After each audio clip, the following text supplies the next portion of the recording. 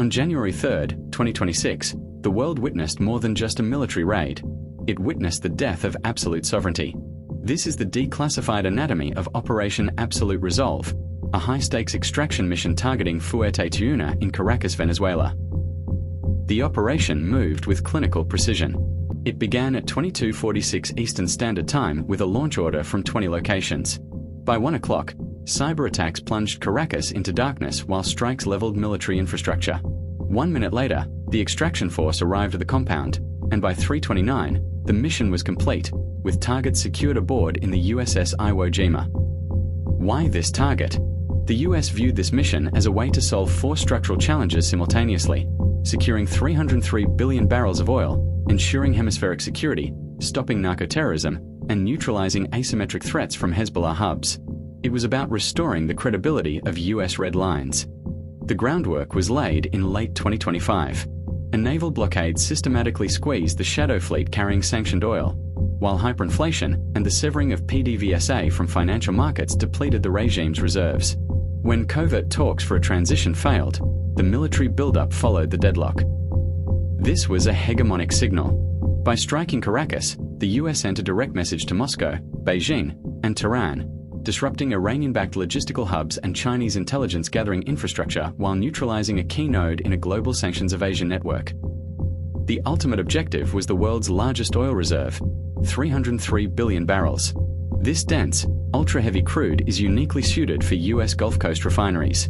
The stated goal was to oversee a transitional framework to directly manage the revitalization of the decaying energy sector. The mission created a massive legal rift. The US narrative framed it as extraterritorial law enforcement based on narco-terrorism indictments. International law, however, saw it as an internationally wrongful use of force, violating the UN Charter's principle of sovereign equality. The tactical success relied on an invisible breach. Space and cyber commands blinded the host nation's air defense network, while Navy growlers jammed all radar. Most notably, witnesses reported the Discombobulator Anomaly, the use of non-lethal sonic weaponry to incapacitate defense personnel before the kinetic strike even began. The sky was saturated with a kill web of 150 aircraft. At high altitude, stealth drones and bombers maintained dominance. At mid-altitude, Super Hornets provided suppression, and at the deck, just 100 feet above the water, helicopters infiltrated the city to evade terrestrial sensors. The raid itself involved Delta Force operators and FBI hostage rescue teams. Despite facing intense resistance and taking damage to one helicopter, the force used kamikaze drones for localized suppression to secure the targets. The entire operation, from breach to exfiltration, took less than 3 hours. The cost of the raid was significant.